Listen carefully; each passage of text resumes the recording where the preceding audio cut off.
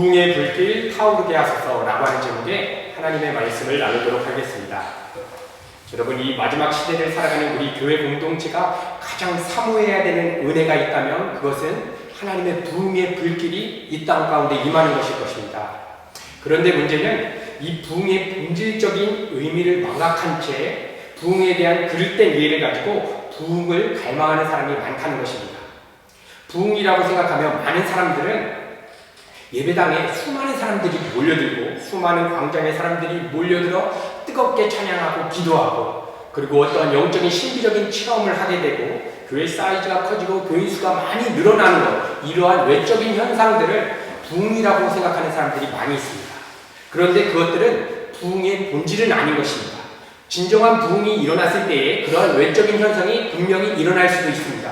그러나 부흥의 본질은 그런 외적인 성장과 외적인 어떠한 변화가 아니라 부흥의 본질적인 의미는 내면 깊은 곳에서부터 우리의 죄악된 자아가 완전히 죽고 하나님을 향한 그 간절한 마음들이 살아나는 그러한 본질적인 변화가 진정한 부흥의 의미라고 우리가 여길 수 있을 것입니다.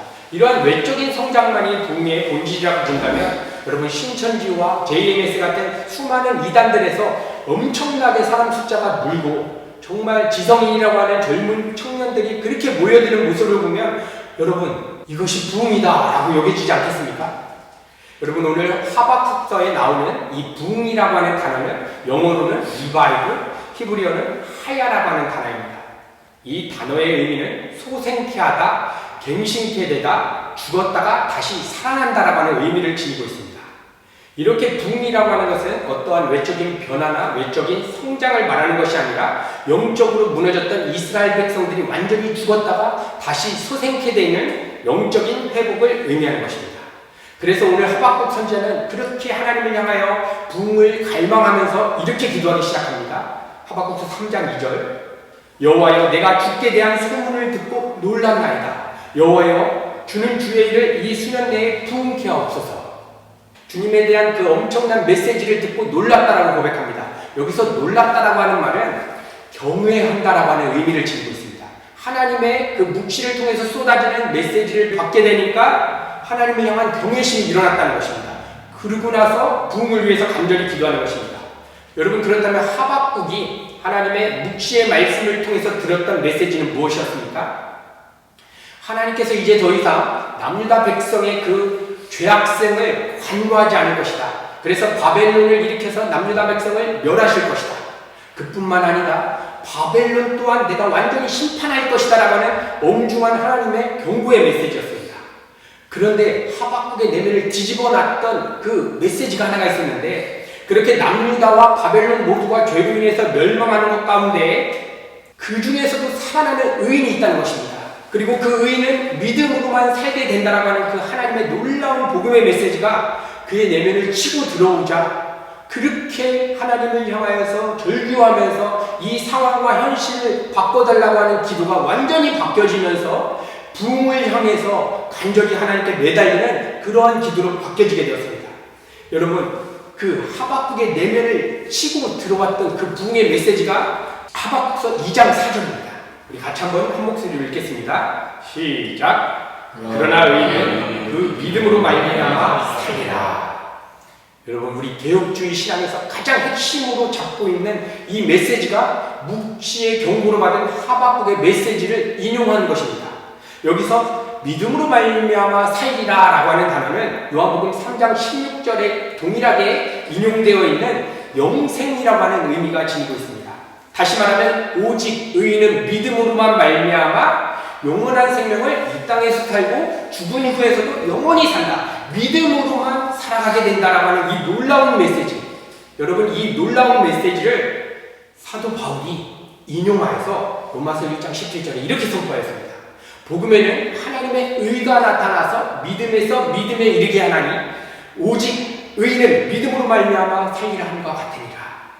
여러분, 묵시를 통해서 하박국에게 전달된 이 놀라운 복음의 메시지가 사도 바울의 내면을 뒤집어 엎었고, 그뿐만 아니라 1500년대 종교개혁을 일으켰던 마르틴 루터의 내면을 뒤집어 엎어서 그는 로마 카톨릭 체제의 그 종교화된 그러한 모든 체제를 다 버리고 오직 믿음, 오직 은혜, 오직 성경이라고 하는 모토를 가지고 개혁을 일으킨 것입니다. 여러분, 마르틴 루터는 로마 가톨릭의 신부로 살 때에 그의 내면 안에는 죄로 인해서 너무나 고통스러운 그러한 정서적인 반응을 느끼면서 살았습니다. 하나님 앞에서 깨끗하고 거룩하게 살고 싶어서 회초리로 자기 종아리를 치면서 하나님 앞에 경건하고 의인이 되기를 위해서 힘썼던 사람입니다. 그런데 거룩하신 하나님의 임재 앞에 나아가면 나아갈수록 그의 내면 안에 있는 죄가 더욱더 크게 보여졌던 것입니다.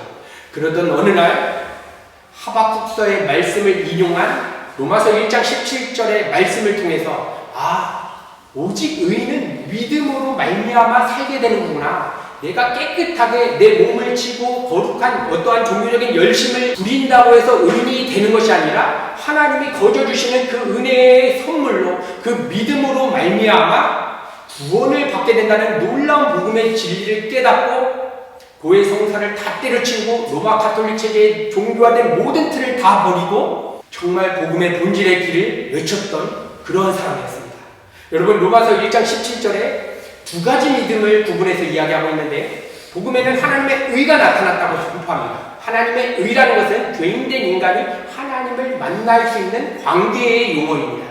그런데 믿음에서 믿음에 이른다라고 얘기합니다.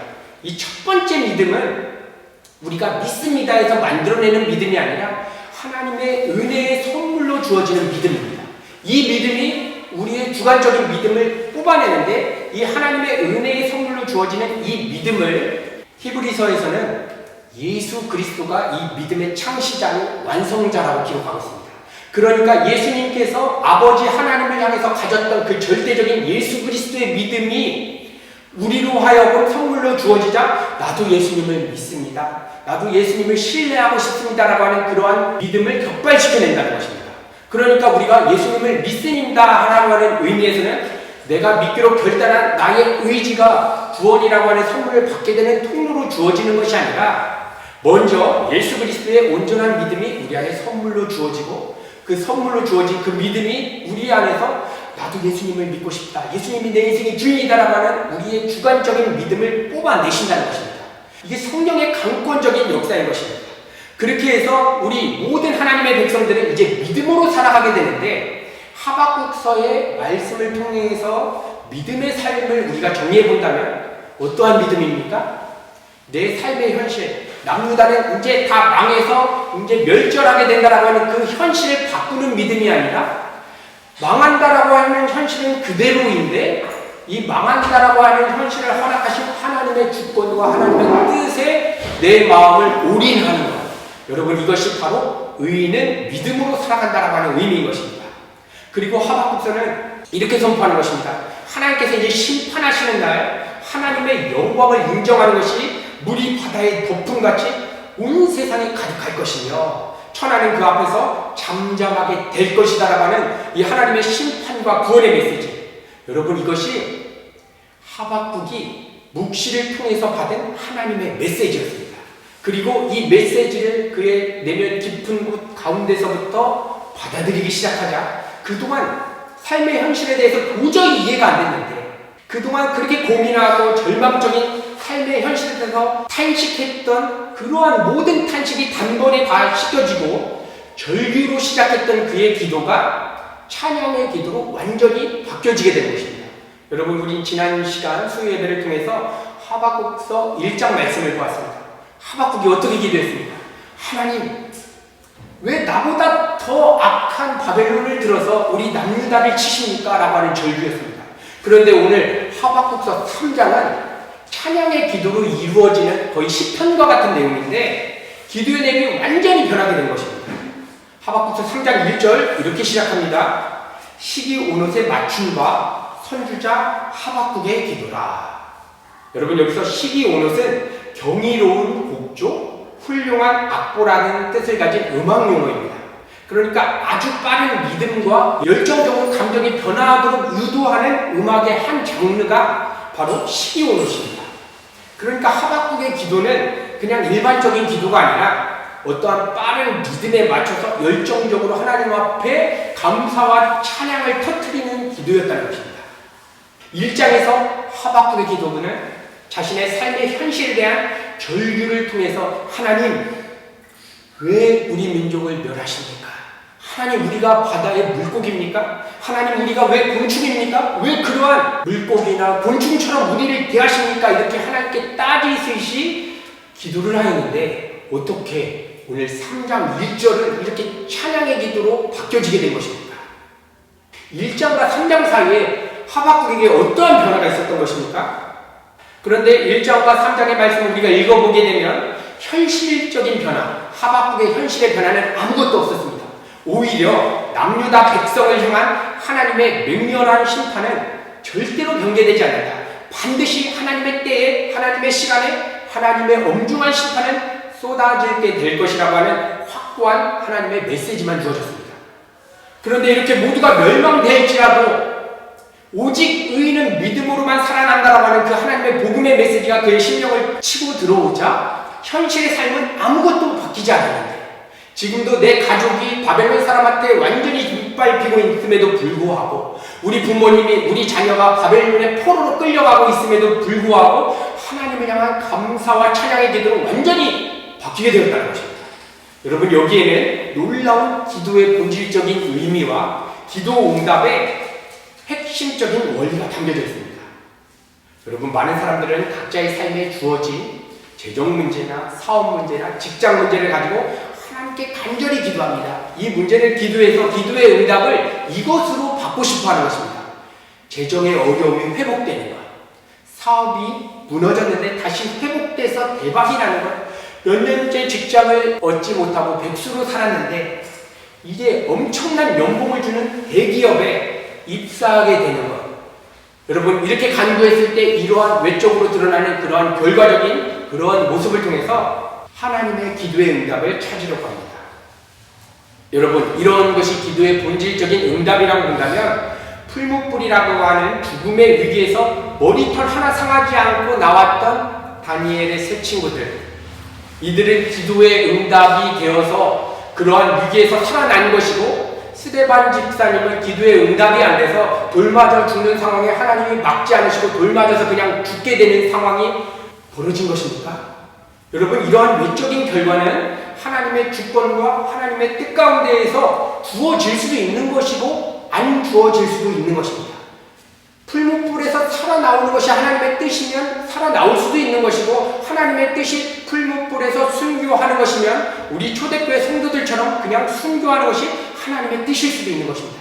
그러니까 그러한 외적인 결과 풀무불에서 살아나왔다, 재정 문제가 해결됐다, 사업 문제가 해결됐다가 기도 응답의 본질적인 의미가 아니라는 것입니다. 왜냐? 오늘 하박국의 기도를 보니까 삶의 현실은 아무것도 바뀌지 않았던 것입니다. 바뀌었던 것은 무엇입니까? 그의 내면이 뒤집어진 것입니다. 그러니까 기도의 본질적인 의미는 환경을 바꾸는 게 아니라 우리의 내면이 바뀌는 것입니다. 기도 응답의 본질은 환경이 바뀌는 것이 아니라 내 내면, 내 시각, 내 가치관, 내 세계관, 내가 여태까지 이 문제를 바라봤던 내 세계관과 가치관이 완전히 하나님의 뜻으로 바뀌어지는 것, 이것이 기도 응답의 본질이라는 것입니다. 그래서 기도의 본질은 외적인 삶을 바꿔주세요가 1차적인 우리의 기도의 본질이 아니라 하나님의 뜻이 외적인 상황을 바꾸지 않는 상황을 유지하게 된다라고 한다면 하나님 이 상황 속에서도 오직 의인은 믿음으로 산다라고 말씀하셨으니 하나님 재정 문제 속에서 재정 문제에 내 마음을 주었던 내 마음을 떼서 하나님께 드리는 그 믿음으로만 살 수 있도록 주님 도와주세요. 여러분 이것이 기도 응답의 핵심적인 의미라는 것입니다. 그래서 오직 의인은 믿음으로만 산다. 이 본질적인 이 말씀을 붙잡고 우리가 기도하게 될 때에 우리가 그동안 뽑아낼 수만 있다면 뽑아내고 싶었던 우리의 인생 문제가 그대로인데 그 문제가 감사와 찬양의 제목으로 변화되어지는 것, 이것이 진정한 기도의 응답이라는 것을 오늘 하박국서를 통해서 보여주고 있는 것입니다. 그래서 먼저 하나님께 물어보는 것입니다. 하나님 내 삶이 정말 힘들고 이 어려운 문제가 주어졌는데 하나님 나의 거룩에 우리 교회 공동체의 유익에 이것이 이 인생 문제가 필요하다면 하나님 오직 의인은 믿음으로 살리라 함과 같으니라고 하는 그 말씀을 내가 붙잡사오니 하나님 이 문제 속에서도 감사와 찬양이 터져날 수 있도록 성령 하나님 날 도와주십시오. 여러분 우리가 이것에 집중하기 시작할 때에 하나님이 완전히 우리의 삶의 환경을 변화시켜 줄 수도 있습니다. 그리고 안 변화시켜 줄 수도 있지만 그냥 어떤 상황이든 사망의 음침한 골짜기든 푸른 초장이든 여호와는 나의 목자시니 내가 전혀 부족함이 없는 그 풍성함으로 우리를 하나님의 은혜가 안아주신다는 것입니다. 여러분, 오늘 이 예배를 통해서 우리 안에 이러한 하나님을 향한 그런 본질적인 기도와 본질적인 기도의 응답을 맛보게 되기를 간절히 소망합니다. 그리고 이어서 하박국 선지자는 이렇게 간절히 기도합니다. 하박국서 3장 2절, 주는 주의 일을 수년 내에 부응하게 하옵소서. 이 수년 내에 나타내시옵소서. 진노 중에라도 긍휼을 잊지 마옵소서. 여러분, 하박국 선지자는 부흥을 위해서 기도하는데 진노 중에라도 긍휼을 잊지 마시옵소서라고 간절히 간청하고 있습니다. 많은 사람들이 생각하는 부흥은 바다처럼 넘쳐나는 풍성함 속에서, 그 부유함 속에서 일어나는 것이 부흥이라고 생각하지 않겠습니까? 교회에 교인 수가 많아지고 사역이 더 확장되고 예배당이 더 넓어지는 그러한 풍성함 속에서 느껴지는 것이 부흥이라고 여겨지는데, 하박국은 뭐라고 기도합니까? 진노 중에라도 긍휼을 잊지 마시옵소서. 그러니까 부흥은 진노가 쏟아지는 것이 부흥의 본질적인 의미라는 것을 이야기하는 것입니다. 마치 하나님의 성품은 자비란, 은혜란 절대 없는 분이다라고 우리가 생각되어질 만큼 엄청난 진노가 부흥이 임할 때 우리에게 쏟아진다는 것입니다. 다시 말하면 하나님의 부흥은 진노라는 것입니다. 그러니까 부흥이 앞면이라면 뒷면은 진노가 있다는 것입니다. 여러분, 부흥과 진노는 상반되는 개념입니다. 부흥은 죽었던 것도 다시 살아납니다. 진노는 살았던 것도 완전히 멸망하게 되는 것, 죽게 되는 것입니다. 이렇게 서로 엮일 수 없는 이 두 가지 상반되는 개념이 부흥의 의미인데, 이것은 무엇을 의미하냐면 이 하나님의 복음의 말씀이 떨어질 때에 우리 안에 살아나게 되는 부분이 있고 죽게 되는 부분이 있다는 것입니다. 이것이 바로 복음의 양면성입니다. 하나님의 말씀이 우리의 내면을 치고 올 때 그냥 다 히히호호 하면서 다 살아나는 것이 아니라 어느 한 부분은 죽게 되고 어느 한 부분은 그 죽었던 자리에서 완전히 다시 소생케 되는 그러한 역사, 그것이 부흥이라는 것입니다. 그러면 죽어야 되는, 진노가 임해야 되는 그러한 우리의 내면 안에 있는 그러한 틀은 무엇입니까? 그것이 바로 하나님이 아닌 이 세상의 가치로 나라고 하는 존재를 채우며 살았던 우리의 죄악된 자아, 옛 자아라고 이야기합니다. 그래서 하나님의 말씀이 치고 들어올 때에 히브리서 기자는 이렇게 이야기합니다. 히브리서 4장 12절, 하나님의 말씀은 살아있고 운동력이 있어 좌우의 날선 어떤 검보다도 예리하여 혼과 영과 및 관절과 골수를 찔러 쪼개기까지 하며 또 마음의 생각과 뜻을 감찰하나니. 하나님의 말씀이 치고 들어오자 부흥의 불씨가 어떻게 일어나냐? 먼저 진노가 임한다는 것입니다. 이 죄악된 자아에는 하나님은 어떠한 긍휼도 베풀지 않는 것입니다. 이 죄악된 자아가 완전히 죽어야지만 다시 소생케 되는 부흥을 경험하기 때문입니다. 여러분, 하박국 선지자가 오늘 이러한 부흥을 간절히 갈망하는 찬양의 기도를 터뜨리기 이전, 그의 죄악된 자아가 아직 쪼개지기 이전의 영적인 상태에 어떠했습니까? 이 정말 우리보다 더 악하다고 여겨지는 그 바벨론이 이 남유다를 짓밟는 것은 무조건 악하다라고 판단하는 그 자기가 선악 판단의 주체가 되는 그러한 죄악된 틀을 그대로 가지고 있었습니다.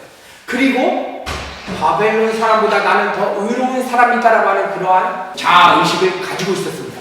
이것이 하나님의 말씀이 그의 내면을 치고 들어오기 전에 영적인 상태인 것입니다. 그래서 오늘 여기 계신 성도님들도 각자마다의 영적인 상태를 한번 점검해 보십시오. 내 삶에 주어진 문제를 내가 주체가 돼서 내가 직장을 아직 안정된 직장을 구하지 못한 것은 나쁜 것이다. 내가 지금 좋은 직장을 다니고 있는 것은 선한 것이다 라고 하는 주체가 내가 돼 있는 상태에서 하나님께 기도한다면 아직 부흥의 불씨가 임하지 않은 것이고 하나님의 말씀 앞에서 우리의 내면이 쪼개지지 않은 상태입니다. 또한 내가 타인들을 보면서, 우리 교회의 지체들을 보면서, 또한 언론에 드러나는 그런 악행을 저지른 수많은 악인들을 보면서 내가 저 사람보다는 조금 의롭다라고 하는 자아의식을 눈꼽만치라도 가지고 있다라고 하면 하나님의 말씀이 그 내면을 치지 않은 것입니다. 그런데 하나님의 말씀이 그의 내면 가운데 치고 들어오자 어떻게 되는 것입니까? 오직 의인은 믿음으로만 사는 거구나. 바벨론이 남유다를 쳐부셔서 바벨론이 다 죽는다고 하여도 그 죽게 만드는 그 상황을 허락하신 하나님의 주권을 나는 믿습니다. 하나님의 뜻을 받아들입니다. 이 믿음을 가진 자만 살아나는구나. 이 진리가 내면에 치고 들어오자 그 내면을 쪼개기 시작하면서 이제 나는 바벨론 그 어떤 사람들보다 의로운 것이 하나도 없는 나는 쇳덩어리구나. 이것을 깨닫게 되고 정말 이 영혼들을 향한 긍휼의 마음이 그의 내면 가운데 부어지게 된 것입니다. 그래서 하박국 선지자는 하나님의 부흥의 은혜가 임한 그 자신의 내면 안에 일어났던 현상들을 이렇게 묘사해서 말씀해 주고 있습니다. 하박국서 3장 16절. 내가 들었으므로 내 창자가 흔들렸고 그 목소리로 인하여 내 입술이 떨렸도다.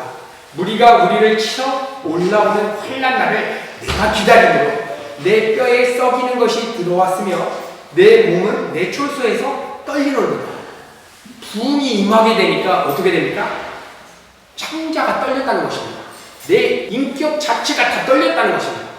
여러분, 부흥이 임하면 막 감사가 터지고 기쁨이 터져야 되는데 하박국은 왜 이렇게 부흥이 임하는데 내 촐소에서 내 몸이 떤다라고 표현하고 있습니다. 안정된 집에 들어가서 떨고 있다는 것입니다. 집이 탄탄하고 내 노후에 안정된 그러한 재산이 확보됐음에도 불구하고 집에 들어가서 떤다는 것입니다. 부흥이 임하게 됩니다. 여러분, 이것은 무엇을 이야기하냐면 부흥의 불길이 우리 성도의 내면 가운데 임하게 되면 내가 그토록 의지했던 안정감으로 취했던 내 재정, 내 가정, 나의 인간관계, 내 나라, 내 교회, 나에게 하나님 위에 안정감을 주었던 모든 삶의 울타리가 흔들리게 되는 경험을 하게 된다는 것입니다. 어떤 사람에게는 하나님께서 물리적으로 재정적인 어려움을 대입하실 수도 있습니다. 어떤 사람에게는 재정적인 축복, 이 세상에 보여지는 축복을 허락하심을 통해서 돈이 그렇게 많이 쏟아짐에도 불구하고 이 마음에 뻥 뚫려진 그 공허감을 채울 수 없어서 마약 중독, 여러 가지 이상한 약물로 자신을 달래지 않으면 살아갈 수 없는 사람도 있는 것입니다. 그러니까 하나님의 진노는 누구에게나 다 임하게 되는데 우리에게 경험되어지는 것은 무엇이냐? 내가 그토록 의지했던 내 가정이 될 수도 있고 남편이 될 수도 있고 아이가 될 수도 있고 그 어떤 누구라도 하나님 위에 의지했던 모든 것은 흔들리게 되는 경험이 부흥의 불씨가 임한 사람의 증거라는 것입니다. 여러분, 이렇게 부흥의 불씨를 경험하게 될 때에 소생케 되는 역사가 우리 가운데 일어나게 되는데 그 소생케 되는 역사의 의미가 무엇인지 하박국서에서 하박국서 3장 17절 18절에 이런 놀라운 고백을 터뜨리고 있습니다. 우리 이 말씀은 한 목소리로 같이 봉독했으면 좋겠습니다. 하박국서 3장 17절에서 18절 시작. 비록 무화과 나무가 성치 못하며 내 열매가 없으며 감람나무에 소출이 없으며 밭에 식물이 없으며 우리의 양이 없으며 외양간에 소가 없을지라도 나는 여호와를 인하여 즐거워하며 나의 구원의 하나님을 인하여 기뻐하리로다. 여러분, 이 하나님의 엄중한 부흥의 불씨가 우리의 내면 가운데 부어지고 이제 우리가 그토록 의지했던 재정과 사업과 직장과 인간관계, 나의 스펙 다 흔들려서 다 털렸는데 어떠한 놀라운 소생케 되는 역사가 일어나냐면 없고 무화과 나뭇잎이 무성치 못하고 내가 원하고 내가 기대했던 것이 다 차단되고 다 망하는 상황이 주어졌을 때 난 여호와로 인하여 기뻐하는 놀라운 역사가 부흥을 경험한 성도에게 일어나게 된다는 것입니다. 여러분, 이러한 경험들 여러분들 삶 가운데 경험한 적이 있습니까? 만약에 그러한 경험이 없다면 오늘 이렇게 한번 기도해 보셨으면 좋겠습니다. 하나님, 내 안에 많은 소유들이 있습니다. 내가 물질을 많이 갖고 있지는 않지만 희망이라고 하는 그러한 주머니를 가지고 물질을 많이 가지면 좋겠다, 안정스러울 것이다 라고 하는 기대라고 하는 것으로 내 마음의 소유를 가지고 있는데 오늘 하나님의 말씀 앞에서 이거 그냥 한번 다 털리게 한번 도와주십시오. 그래서 내가 정말 진짜 신앙인이라면 오직 하나님 한 분으로만 기뻐하는 그 영적인 상태 하나님 맛보게 해주십시오. 여러분, 여기 계신 성도님들 한 분 한 분이 그러한 기도를 시작할 때에 이 부흥의 불씨는 우리 옆에 있는 성도님께 흘러가기 시작하면서 우리 은혜교회 공동체 전체가 모일 때마다 한 주간 내가 원하는 대로 내 뜻대로 내 삶이 펼쳐져 있지 않았지만 내가 오늘 이 예배를 들어가는 순간 이것 다 망하고 앞으로 죽는 순간까지 재정 문제 하나님이 해결 안 해준다라고 하는 하나님의 뜻이 주어졌어도 나는 오직 여호와 한 분만으로 즐거워하는 하나님 그러한 축복이 예배 가운데 있게 해달라고 하는 그러한 감격이 여러분 우리 은혜교회 공동체 가운데 부어지는 것입니다. 여러분 이것이 우리 은혜교회 공동체가 간절히 사모해야 하는 부흥인 것입니다. 여러분 이러한 부흥을 사모하는 성도들에게는 놀라운 복음의 축복이 있는데 정말 우리가 뼈가 썩을 것 같고 공포와 불안감 정말 우리가 그토록 의지했던 재정을 의지했는데 하나님께서 재정을 딱 끊어버리시면 우리가 죽을 것 같지 않겠습니까? 건강을 그렇게 의지했는데 그 다음날 배가 아파가지고 병원 가서 진찰했더니 폐암 말기라고 합니다. 그러면 우리의 마음이 죽을 것 같지 않겠습니까? 근데 우리가 받아야 되는 이 엄청난 스트레스와 압박과 공포들 예수 그리스도께서 십자가에서 다 빨아들이신 것입니다. 그래서 내가 죽는다 할지라도 예수님의 십자가를 바라보며 내가 폐암을 갖고 내가 내일 죽는다라고 하는 그 엄청난 공포와 불안감을 예수님이 다 빨아들이셨구나. 그 예수님께 내 마음을 포기하고 하나님 이 세상의 것으로 인해서 내가 두려워하고 떨고 있는 내가 주와 함께 죽기로 결단합니다. 성령 하나님 정말 믿음 안에서 내가 주와 함께 죽은 자임을 경험할 수 있도록 이 시간 도와주시옵소서라고 기도하기 시작할 때에 여러분 우리가 성경을 통해서 우리의 삶의 실전에서는 우리는 믿음이 연약해서 아직 그러한 경험을 할 수 없었지만 성경은 진리이지 않습니까? 스데반 집사님 돌맞아 죽는 순간에도 하나님의 영광을 보는 것입니다. 왜? 그 엄청난 두려움과 공포 예수 그리스도께서 다 빨아들이신 것입니다. 사도 베드로 내일 죽는다고 해도 감옥 안에 숙면합니다. 그 엄청난 공포와 불안감 누가 가져가시는 것입니까? 우리 구주 예수 그리스도께서 십자가에서 그러한 엄청난 공포와 불안감을 우리 대신 다 짊어지시고 죽은 것입니다. 그런데 우리가 십자가를 안 보니까 그렇게 삶이 불안한 것입니다. 노후가 불안하고 한치 앞을 모르는 이 인생 어떻게 살아갈까? 이게 불안한 것입니다. 여러분 이러한 불안함은 제 안에서도 날마다 경험되어지는 일입니다. 이때마다 저는 머리로라도 기억합니다. 하나님 이러한 내가 느껴야 되는 모든 공포감과 불안감과 염려들 그거 다 예수님이 값을 다 치렀는데 내가 십자가를 안 보니까 내가 대신 이 고통을 느끼고 있습니다. 하나님 십자가에 내 죄악된 자가 지금 나의 사건으로 경험될 수 있도록 하나님 도와주십시오. 그렇게 간절히 매달리고 기도할 때 그제서야 담대한 그런 마음이 부어지고 모든 천지만물 하나님의 주권 가운데 이어지는데 암이라고 하는 질병이 내일 온다고 알고 하나님은 이미 창세전부터 다 하나님의 뜻 가운데서 계획했기 때문에 주어진 것일 것인데 내가 왜 이것을 불안했을까라고 하는 그러한 믿음이 치고 오는 것입니다. 오늘 하박국 선지자에게도 오직 의인은 믿음으로 살리라 함과 같으리라고 하는 그 복음의 메시지가 그의 심령을 치고 오니까 남유다 백성이 다 망해도 이제 우리가 다 멸절된다 하여도 이 모든 것을 주관하시는 하나님이시구나. 하나님이 허락하셨다면 이거 무조건 선이다. 이건 무조건 옳은 것이다. 하나님은 의로우시고 완전하신 분이다라고 하는 그 절대적인 믿음이 그로 하여금 다 망해 있는 상황 속에서도 환경 상황 아무것도 안 바뀌었는데 무화과 나뭇잎이 마르고 포도 열매가 없어도 나는 오직 여호와 하나님 한 분으로만 기뻐하겠다라고 하는 고백이 그의 내면 깊은 곳에서부터 터져났다는 것입니다. 여러분 이 말씀을 제가 준비하면서 묵상하면서 너무나 감격스러웠습니다. 어떤 것이 감격스러웠냐면 저는 하박국 선지자처럼 이러한 믿음의 고백을 할 실력이 되지 않습니다. 그런데 하나님의 은혜 붙잡으면 나도 이런 고백 하나님이 할 수 있도록 끌고 가시겠구나. 이 엄청난 은혜가 저의 마음을 흔들어 놓았습니다. 사랑하는 성도 여러분, 오늘 이 붕의 불씨가 여기 계신 성도님들 한 분 한 분 4명 가운데서 시작되기를 간절히 소망합니다. 다른 누가 아니라 여러분 자신입니다. 저는 이번에 커피 브레이크 세미나를 참석하면서 가장 제 마음을 치고 왔던 메시지가 있었는데 그것은 무엇이었냐면 하나님 나에게 이러한 좋은 지혜를 붙여주세요. 하나님 나에게 이러한 필요한 동역자 보내주세요라고 하는 기도가 아니라 하나님 내가 저 지체에게 좋은 지체 될 수 있도록 나를 바꿔주세요. 하나님 내가 정말 나에게 필요한 사람을 내가 구하는 것이 아니라 남들에게 내가 유익을 줄 수 있는 사람이 될 수 있도록 나를 변화시켜 주세요. 이 메시지가 계속 제 마음을 치고 왔습니다.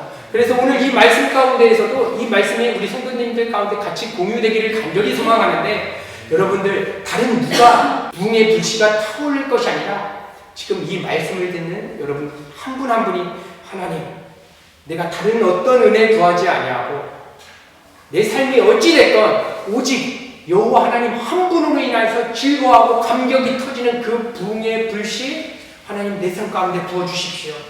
하나님 은혜 베풀어 주십시오. 여러분 오늘 짧은 기도지만 우리가 간절하게 우리의 심령을 쪽에서 하나님께 우리의 마음을 완전히 집중하기 시작할 때에 하나님께서 우리 가운데 부흥의 불씨의 불을 켜주실 것입니다. 여러분들이 그러한 부흥의 불씨를 켰을 때에 여러분 우리 알바니아 다음 주에 가지 않습니까?